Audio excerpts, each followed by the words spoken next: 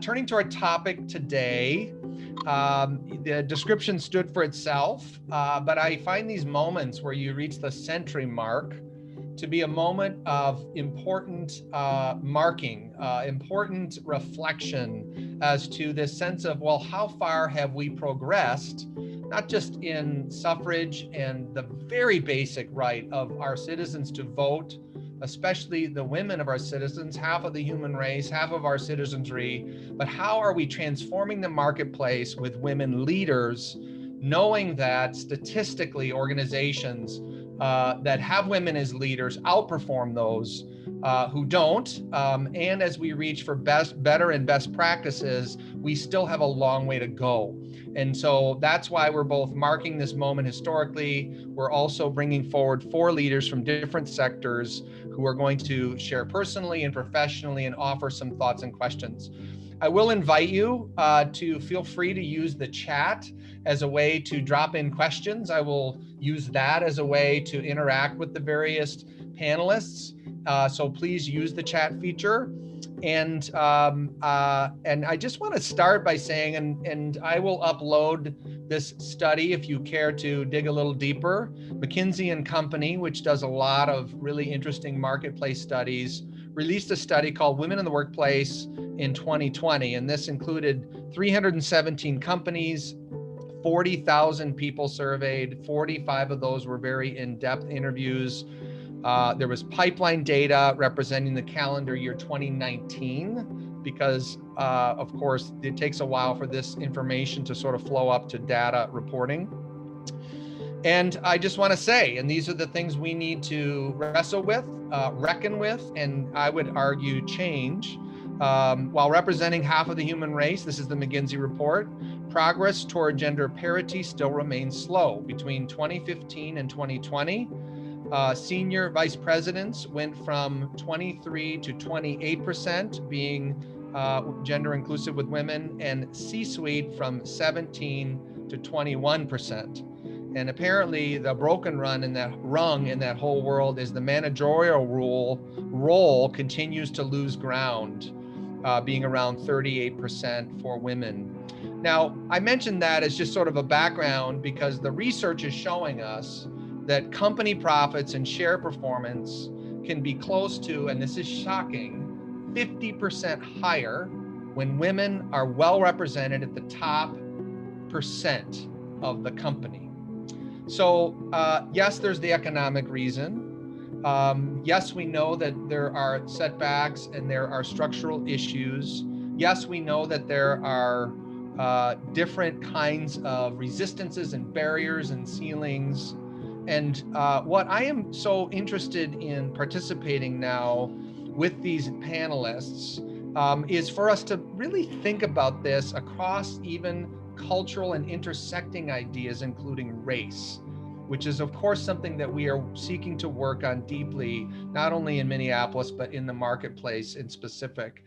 So this panel, Hedy Lemar Walls, the Chief Social Responsibility Officer for the YMCA of the North, Ellie Krug, who's an inclusion speaker, writer, lawyer, radio show host, an incredible sort of, I love it, idealist, but also consultant. Amanda Koonjbeharry is the Director of Public Policy for the Citizens League. And then Mary Post is a recently appointed new CEO of the American Academy of Neurology. So we have a powerhouse panel, and I want to just dig right in, and we're going to do a couple of rounds here. And Hedy, I'm going to go to you first. I just ask that you unmute and share a little bit with us about your personal and professional journey of being a woman in the marketplace. And because I consider you not only a mentor, but a matriarch in the Twin Cities community, I would be grateful for even what you've seen as changes in the marketplace in general over the sweep of your career that both might encourage, but also discourage and challenge. Like, I just invite all of that to the table and turn to you now. Well, good afternoon. It's afternoon. It's a pleasure to be here. And thanks, Dan. Let me start off by saying that I am a Baton Rouge, Louisiana native, born during the civil rights era. And so My educational background, I can remember in high school, was home economics, and I said it for a reason. Type in shorthand. And so girls were encouraged to take those kinds of classes, if you, for those of us in my category that can remember that. And then moving into college, I quickly discovered that where the money was, because I was more interested in making money than anything else going to college, because I knew if I got a college degree that I would be able to get a great job and make money. And I found out that it was not in teaching, because my mother was a teacher and she wanted me to be a teacher. So I went into business because I heard that's where the happenings were, and got the business degree and quickly realized, I don't know if more as a female than even a person of color, that I could not get a high paying job in Baton Rouge, Louisiana. It was not there for me at that time. So my mother encouraged me to go to graduate school and get into teaching, because if you get it, become a teacher, you will always have a job, okay? So because of that, I actually was invited to come to the University of Minnesota, which is how I got to Minnesota in the first place, and was accepted into the educational program. And after one class, realized teaching was not for me. I knew it was not for me. I did not want to be a teacher. Therefore, I decided I was going to go into the MBA program, which is what I did, and graduated from the Collison School of Business and came out with multiple opportunities to work. I took a job, my first big job was at Norwest Bank, which is now Wells Fargo. So for those of you who can remember back in that day, it was Norwest Bank, which was in the heart of downtown Minneapolis. Hired as an auditor, I had an accounting degree, marketing minor. I hired as an auditor with an all white male department back during that time. And so when they hired me, I was the first female to be hired, as well as the first BIPOC person to be in that position. And then right after me, they hired a younger than I was, white female. She was single, not married. I was married with 2 children. What a disaster. The men were all married, all wives stayed at home. So you can picture what that must have been. No sympathy, no empathy. As a matter of fact, I remember during my interview, they asked me if I was planning on having any more children. So that was the era back then. We've come a long way since then. And I'm very proud to say that things have changed. Now, when I turn on sports, I'm not looking at all men, as you know. I mean, I'm so proud of the women that are in the sporting industry. Now, when I look at construction, there are females that have their own construction business, which is great to really think about. STEM has been promoted K-12 and in college. So now we have the research that says we need more females in those areas. So there's been a lot of change. And then thinking more recently of the big change that just happened yesterday, and now seeing that, yes, women can go into these incredible major roles without having to dress like a man. Interesting. Thank you. Thank you so much, Hedy. And just to keep us in this spirit of like personal professional stories, Ellie, if you could unmute and come on screen here, like what's your personal professional journey of being a woman professionally in the marketplace? And also because you're a remarkable consultant, what do you believe to be some of the most pressing issues of gender equality today? Thanks, Dan. I really appreciate it. You know, and your question calls for something far more than a quick soundbite. But hello, everyone, and thank you for the opportunity to be here. In terms of being a professional woman, I bring a pretty unique set of eyes to the table because I'm transgender. I didn't transition genders until I was 52 years old. I'm 64 now. And I've just got to tell you, in the 12 years since I transitioned, I have learned so much about how the world is so different for women compared to the world for men. And and it's as minor things as the way men speak over women. And, that's something that I had no idea about, but boy, it sure happens quite a bit. And in terms of, quickly, challenges that women have, one of the things that I'm far more aware of now, because I went from the top of the pyramid where I, presented as an attack dog lawyer in Cedar Rapids, Iowa, a little oxymoron in there, with great privilege, no hurdle I couldn't jump. And now I'm part of two marginalized groups, being transgender and female. I will tell you, in terms of womanhood, the very first thing I think that makes a difference is the color of your skin. I think the world is way different for white collar women. I refer to white people as white color because most white people don't believe that this is a color.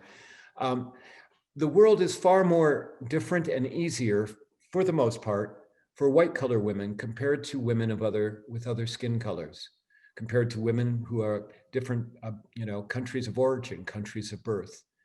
And so I think that is, if we're going to have this conversation today, particularly after the historic day of yesterday, I think that we have to make sure that we start by understanding that when we talk about women, there are all kinds of different communities of women with different challenges that each of those communities have, and different privileges that some of those communities have that others, no way do they have that. Thank you. Ellie, that is so eloquent. And as Vice President Harris now is really taking our country into a new, arguably, area of consciousness, and the powerful leader that she is, that of course has these resonant factors throughout the marketplace. And maybe we can, in another round of conversations here, get a little bit deeper as to what that might mean in our marketplace. But I just want to highlight before I turn here next to Amanda that the McKinsey report, I did just put a link to it.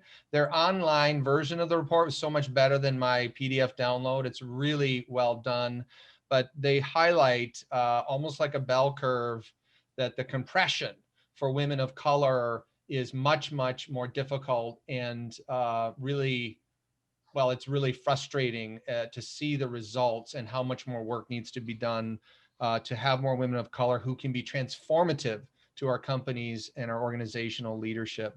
Well, Amanda, jump into this story. Like, what's your personal and professional journey in the marketplace? And I guess I'll just, because you represent, I also, as we got this panel going and you're a colleague, I just want to highlight to everybody, she's a Humphreys School of Public Affairs Fellows, and I have the privilege of being in a program with her.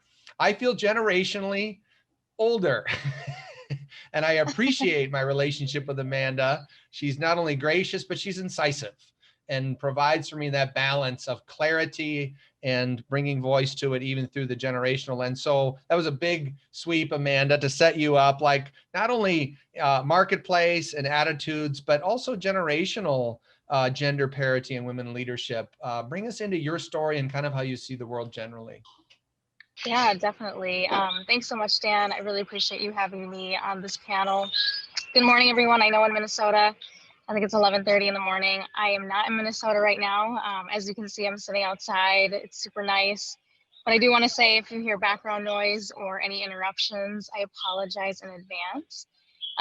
Like Dan said, we are in the Policy Fellows program together. It's been a pleasure getting to know Dan. So just want to shout out to you. I think you're amazing and appreciate all the work you do in community. As Dan mentioned, my name is Amanda Koonjbeharry. I'm currently the Public Policy Director at Citizens League, so always happy to talk more about my work there and my role. But when I think about my career and some of the generational pieces, I think the word that comes to mind for me to kind of succinctly talk about my path and journey is really authenticity. And what I mean by that, so my family is from Guyana, South America. We are West Indian, come from a Caribbean culture. My ancestry is from India, though. And I bring that up because it's really kind of fundamental to my story. who I am, how I show up in the workplace, personally, and just move through the world as a human. And I bring up my culture because with that, when we think about gender dynamics, there's a lot there that I have kind of had to push against in my life and through my career. And so thinking about this theme of authenticity, a lot of my work and a lot of how I come to my work is rooted in my own personal experiences. Unfortunately, experiences of trauma, pain, but I think more importantly, resilience, and wanting to give back and to fight injustice and suffering when I see that because of my own life path and journey and experiences. And through my life, I think at a young age, because of some of these experiences, I knew that I wanted to serve my community. But in my culture, it's not like going into social work, which is my background. I have a master's in social work and a master's in public policy. Those are not things that are seen as very desirable or things that you study. You really are falling into this category of, a valid profession is seen as a doctor, a lawyer, or an engineer. And so since starting my career journey, it was a fight, really. And I bring it up because I didn't have that support in my network or in my community at times to pursue social work, to really follow kind of what I call my heart's work. And I think that's challenging. And I think a lot of women, a lot of young women too, and a lot of first generation folks who are coming from backgrounds where they may have immigrant parents or different cultural identities are running into this clash and really trying to have to fight for what they believe in and to pursue the things that they think are really important to them. So that's a big part of my story. And then through my career, I've kind of bounced around and done a lot of different things. A lot of it, again, has been rooted working directly on the ground with children and families on some really tough issues, everything from domestic violence, sex trafficking, homelessness, folks experiencing poverty, and etc. And I will say one thing that I've noticed, I ended up moving and finding my way at Hennepin County. And I think that's how Dan and I actually met. I'd done many different things during grad school prior to coming to the county, but I think this story is really, it really highlights to me kind of this authentic piece and the generational pieces and what I'm seeing change in terms of women leading in the marketplace. I came into Hennepin County as an intern during grad school, and I remember working on a project where our county administrator, he sent thank you notes, like handwritten thank you notes.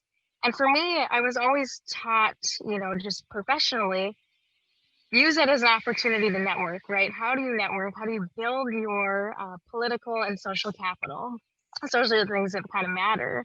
And having immigrant parents, I didn't grow up with that. I didn't have those networks in place. So I really had to create them for my own. So when I got that letter from David Huff, the county administrator, I said, I'm going to introduce myself. So I did just that. I introduced myself. I sent him a message and I asked for some time on his calendar to meet and do an informational. And when I told the folks that I was working with in that department that I had done that, it was just really crazy interesting to me to see the way people responded. It almost was like an unspoken rule that you don't do that. And I think folks were worried that, was I going to go complain to him? Was I going to air grievances? Like, what did I want to talk to him about? And I think, again, that was me being authentic to myself, to what I know to be true in terms of how I navigate the professional world, but also not falling into the hierarchies that I think a lot of, folks are used to, kind of waiting in line, waiting for your turn, knowing your place in that hierarchy, and especially within a bureaucratic organization like Hennepin County. And I didn't do that. And I think some people saw that as a good thing, and other people, it might have rubbed them the wrong way. So I will say that just generationally, I think things are changing, and those are some of the ways in which I've experienced that change myself. And so, yeah, it's just been great to kind of navigate that, challenging at times because of these cultural differences, but That's a little bit about me. And so Dan, I'll pass it back over to you. Thank you so much, Amanda, for all of the things that you shared. And I did meet her at a policy conference where she was unwinding much of the difficult and dark spaces of or challenging spaces, horrible spaces of sex trafficking, and then took a leadership role as the Super Bowl came to the Easttown area and was really a recognized leader. And so to now have you doing policy for the Citizens League, which is this remarkable regional, arguably statewide organization, thinking about public policy that even drills into the marketplace is a gift. Excellent, thank you. Well, Mary Post, welcome back to Minnesota. She can share that as much as she wants to. It's wonderful to have you here. What's your personal and professional journey of being a woman in the marketplace? And I am really sort of fascinated in all of the different narratives of how sectors differentiate. And I know from knowing your predecessor, and we're so grateful to be connected to the American Academy of Neurology, who built a beautiful building and has been here now for many years in downtown East in the Mill District area. Take us into the world of your journey and then neurology, and bring us into sort of the wisdom that you carry. Thank you, Dan. Thanks for the opportunity to join this panel and be part of this program. I really sincerely appreciate it. And hello, everyone. Good afternoon. I want to begin actually with connecting with Hedy and something she shared about home economics. So that was my experience too in high school. Home economics, it was expected. And actually only the girls could do home economics. The boys did shop. We were not allowed to do shop. They were not allowed in home economics. And so those traditional, I grew up in southwestern Minnesota, by the way, a small farming community, population 1,400. Traditional values and roles of women in the family and society and the workplace for me were very traditional, right? Women are in the kitchen, raising the family, supporting the husband as they are out there making their earnings. And so working through those subtle barriers of expectation and demonstrating that as women, we can be highly educated leaders in business as well as we can be at the home and keeping our home running. But I will tell you, I'm an example of just the reverse of what I grew up. My husband actually was the homemaker, really. He was our manager at home while I was advancing my education and my career.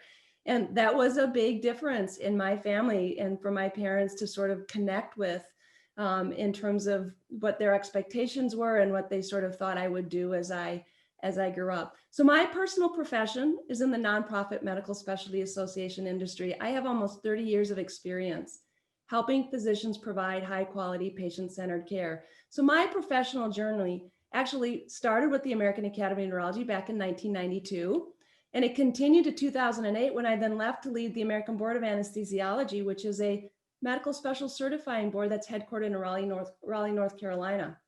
But after 12 years with anesthesiology, and in April of 2020, I returned to the Academy to serve as their CEO. And so I'm a bit of a boomerang, right? But I've been really fortunate, and I just wanted to share that in my career, I have had other women leaders champion my professional development and to serve as my role model and as mentors. And I recognize that gift because it's not always the experience for so many women. Women make up 50% of the population, but not 50% of business leadership, Dan, as you mentioned. And that is why I feel so fortunate to have had women role models help me prepare and thrive and grow as a leader and break down some of those expectations and those barriers that we sometimes are grown up and taught to think just exist, right? But because there are these challenges that we face in the workforce, it's really important that we have those role models and those resources that can support us coming through the ranks and develop our leadership style, increase our influence, our voice at the table, help us learn how to be good negotiators, and develop sort of some of those sustainable long-term performance skills that we need to have to break those ceilings. One of my role models was Kathy Rydell, who served for the CEO for 21 years. She really championed my years when I worked with her and developed me. She was a believer of developing other leaders. She gave me the confidence and she taught me how to have that voice and to be heard in an otherwise primarily male-dominated physician-led organization, which is just not always easy to do. So she taught me the importance of finding those role models, right? And to be a woman who can help grow other women, to be a role model yourself, and to be leaders to improving that ratio of women in leadership. Now, in terms of neurology, Dan, I just want to mention, for a very long time, there were few women physicians in neurology, and especially few in leadership roles. The first woman, in fact, president of the AAN was Dr. Sandra Olson, and that was in 2003 to 2005. Now, she entered medical school in 1959 at Northwestern, and she was only one of 4 women in that class. So there just wasn't much of a pipeline of women in medicine, and certainly not in AAN leadership roles or early on in those years. Dr. Olson was another female leader who was very inspiring and another example for me about how to finesse and influence in an otherwise, again, heavily male physician-led culture. But I will tell you that good progress is being made. Today, residency programs and training is increasing numbers of women in neurology. And I think that's very encouraging and very positive.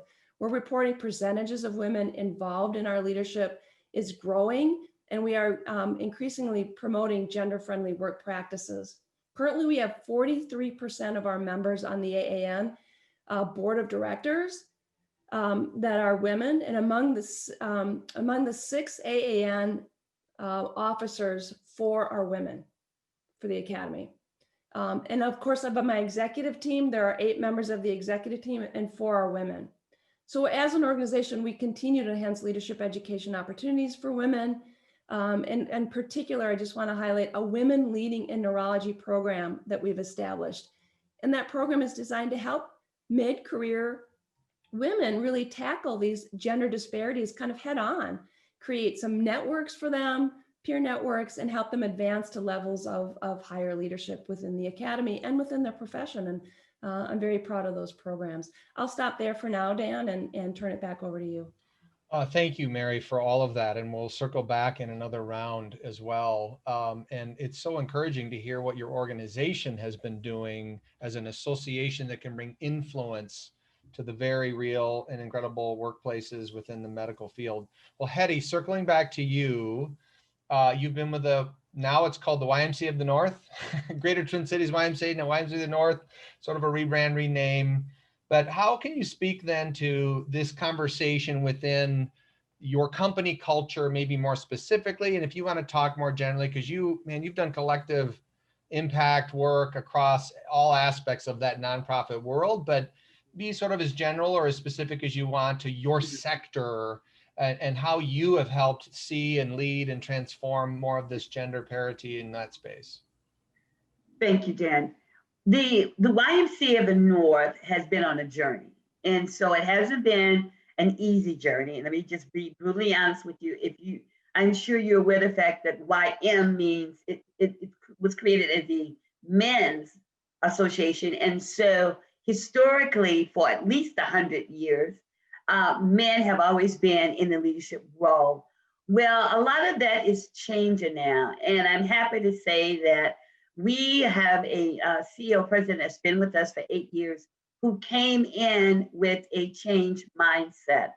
And that's what it takes in order for a culture to begin to shift, particularly as relates to BIPOC staff as well as women. And so having that kind of leadership at the top, which I believe is where you get started, then you can have those courageous conversations in that space and begin to look at data differently. The way our data was being reported, it really was reported as if we were doing all these great things. But if you peel that data back, you begin to see that we're not doing such great things. And so beginning to peel that data back and to begin to ask specific questions, particularly as it relates to gender equity, and educating our leadership team around what do we mean when we talk about gender equity. So remember, as an all-men's association, the behavior changes had to happen. We had to begin to talk about things that have been done over the years that you could no longer do. Me Too opened up a lot of that conversation as well to get us to a point where we could come into conversations and really begin to identify behaviors and habits that were not okay anymore. So that took a culture shift in and of itself as we began to really look at how are we hiring, and then really matching it up to data as it relates to specific percentages, male versus female, as well as other dimensions of diversity. From looking at our marketing material, how we promote in general, our training, those are all aspects of the work that we've been working on for the last 5 years to begin to move into a gender equity culture. I'll stop there. Thank you for that. And the specificity is really important. Like I've had the privilege of connecting with a lot of different marketing firms and even doing some branding work. And every now and then I'll be really surprised, like all of the visuals and metaphors are all masculine. Like those are the only choices you have when you're doing like brand identity work. And I'm like, whoa, whoa, whoa. And so being very specific, even when we do output, is a way to engage that, but it's uncomfortable, you know, to sort of be that mirror back. Well, Ellie, turning to you in your consulting work, what do you find is the most pressing opportunities that you're seeing? And because, and I appreciate you having me on your radio show once, you're an optimist, an aspirationalist, an idealist. What are some of the hopes you have for culture shifts for more women in leadership to bring greater impact? Oh, you're muted. You're muted, Ellie. Sorry about that. Okay, thanks. You know, it's what I find. So I work with a lot of companies, a lot of organizations around diversity and inclusion. And what I find is a marked difference between the way women approach that sphere and the way that men do. Interestingly, almost always it's women in the organization that are pushing for change around D&I. Now, that's a very broad statement. Sometimes, you know, male-appearing humans are doing that as well. But, you know, it is a much more lopsided ratio for women who are working to promote change from within. Why is that? I'm not entirely sure, except that maybe they are more aware because of their marginalized status. They're more aware of the inequities that are going on in the workplace, not only for women, but for people of other colors, other skin colors, and other identities. And then what I find when I work with organizations that are led by women, a way different approach to my work around diversity and inclusion.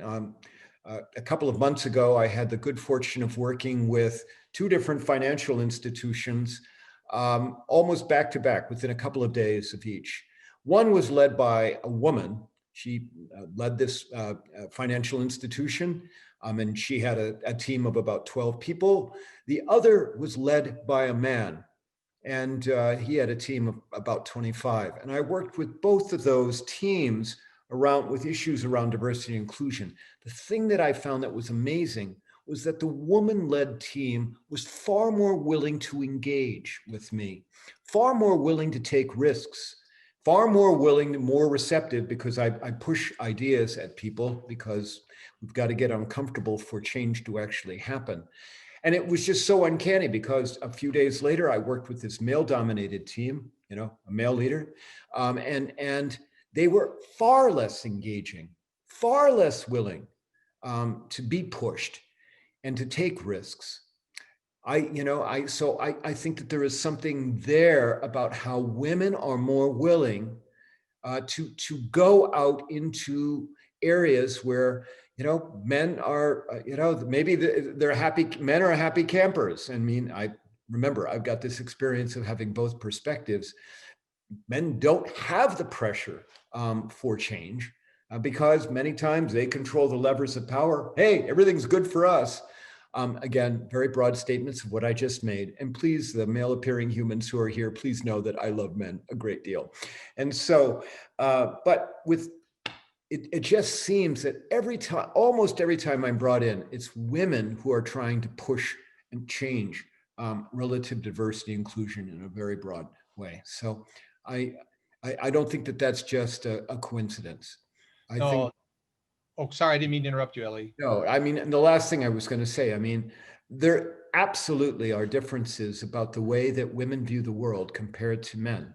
I know that firsthand. I can tell you that. And a lot of that is about socialization. A lot of that is about messaging from society. Okay, thanks. No, I was just going to affirm the importance of us acknowledging, even from like the anthropological lens, that if we're out of balance, we're missing. We have blind spots. And yes, the power piece. I am a white, cisgendered, straight male coming from the Christian religious Protestant tradition. Every single one of those pieces has informed a sense of how I've moved in the world. And I have come to learn over the years of how many blind spots that I carry, and have needed women and the energy and the vision and different problem solving skills and ways of seeing things to not only help me with my blind spots and make me a better human, but to be a better leader myself on like every level. And so I just appreciate you speaking to that almost anthropological, sociological acknowledgement. Well, turning to Amanda, what would you like to offer in this space? You're a public policy professional. What do you see as the most pressing opportunities around public life in terms of this gender conversation? Yeah, thanks, Dan. And again, everyone, I apologize. There's a lot of truck activity happening in the road in front of me, but I know we're shorter on time. So I think a few things that I want to note that are important. Representation really matters. So I say this too as somebody who comes from a community that's quite small in Minnesota. I never really saw folks who looked like me, and just seeing yesterday, you know, the Madam Vice President Harris being inaugurated in like that, her identities are so representative of many of my identities. And it just is a reminder that like you can make it there. And so being able to see it helps you to believe it. So I just ask that folks who are here, who have that power to bring in diverse talent, that they are doing that and being really intentional about that. And then I'll say too, from a policy standpoint, I think with COVID in particular, we've seen in our caregiving and aging work that even though women are in the workplace and there are so many different supports available, sometimes it's not enough, and women are still being called to show up, to do the child bearing and rearing, to support folks who are aging in their families or in their networks. And so I just think that there's so much room there for us to think about childcare. How do we create better access to healthcare as well? It's such an important part of staying well and staying healthy and in our lives holistically. Affordable education so that we have opportunities to then advance our skills. And then I'll say too, the last thing, it's not just about the policies though. I think being a younger person in just my career, age discrimination is real on both sides, and I just have to name that. And so I think, you know, how do you as an employer, as a colleague, and as a human, how do you trust women? How do you really listen to them, listen to us, and extend that same level of trust and respect that you have for male identifying folks to women who are leading in the workplace, again, regardless of their race, their age, or whatever part of their identity they bring to the table. But truly shifting our own mindsets to see that as an asset and not as a deficit. So those are the things I would leave the group with. So thank you. That's tremendous, Amanda. And no worries on the sound. Your microphone is doing a fabulous job of isolating your voice. So we can hear you really well. To Mary, in your association work, and I know you started to work on this a little bit, but how do you get a few layers into that advancement of institutional cultural change in your constituency members, which represent groups and hospitals? Yeah, it's a really good question, Dan. And I'm really pleased to share that, you know, the American Academy of Neurology and our leadership across the organization, both internally within my operational team, but also with my physician leaders, this is just very important to them. A few years ago, they created an EDI Joint Coordinating Council. And that Joint Coordinating Council was really designed to coordinate across the organization. And it's a fairly complex structure. to look at all kinds of equity, diversity, and inclusion challenges, including women in the profession, and make a difference. They have tactics and objectives and goals. I will tell you, in 2020, the year that it was, we created an organizational goal to demonstrate and communicate our commitment to be fully inclusive and an anti-racist organization that promotes neurologic health. And that includes, improving our transparency as an organization. We do that through sharing neurology compensation and productivity data, developing resources that can help explain the requirements for career stages, and leveraging relationships and encouraging similar kinds of transparency across other associations, addressing bias, creating survey tools and revealing implicit biases, writing articles and publications on the topic.